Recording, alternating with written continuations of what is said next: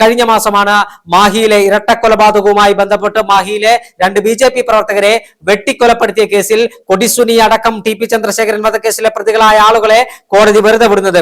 എന്തായാലും ഇവർ പുറത്തിറങ്ങുകയാണെങ്കിൽ അത് ക്രമസമാധാന പ്രശ്നമുണ്ടാകുമെന്ന കാര്യത്തിൽ തർക്കമില്ല. പക്ഷേ ടി പി ചന്ദ്രശേഖരൻ വധക്കേസ് പ്രതികൾക്ക് ജയിലിൽ VIP ട്രീറ്റ് ലഭിക്കുന്നത് നമ്മൾ കണ്ടതാണ്. ജയിലിന് പുറത്ത് ഇവർക്ക് മദ്യം വിളമ്പുന്ന പോലീസുകാരെ നമ്മൾ കണ്ടതാണ്. ജയിലിൽ ഇരുന്ന് സ്വർണ്ണ പൊട്ടിക്കൽ ഉൾപ്പെടെയുള്ള കേസുകളിൽ ഇവർ പ്രതികളായത് നമ്മൾ കണ്ടതാണ്.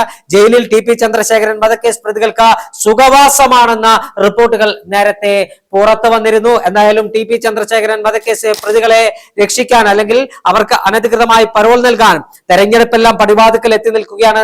നിയമസഭാ തെരഞ്ഞെടുപ്പും തദ്ദേശ സ്വയംഭരണ സ്ഥാപനങ്ങളിലേക്കുള്ള തെരഞ്ഞെടുപ്പും പടിവാതിക്കൽ എത്തി നിൽക്കുന്ന ഈ സാഹചര്യത്തിൽ ടി പി കേസ് പ്രതികളെ പുറത്തിറക്കുകയാണെങ്കിൽ അത് CPM-ന്റെ ഗുണ്ടാരാഷ്ട്രീയത്തിന് ബലം നൽകുമെന്ന കാര്യത്തിൽ തർക്കമില്ല.